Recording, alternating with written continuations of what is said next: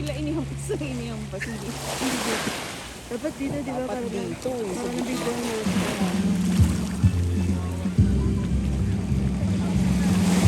Ano? Kumusta naman kayo? Sakit ang mukha ko. Biten? Ah, bitin pa? 300 per head. Sino nang nagbayad mo? Wala pa.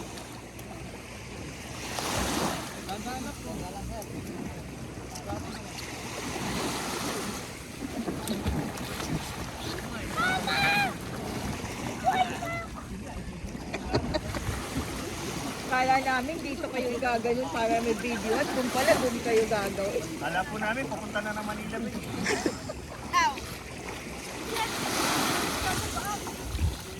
Sarap.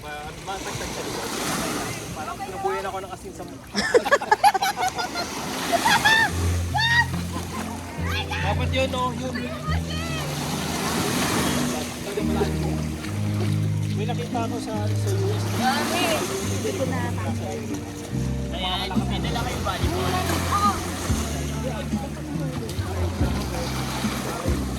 May volleyball dito. Malapit lang sa akin. Uy, ang galing mo pala yung best mo. Eh, video mo na po. Aldo. Ano yung bayad?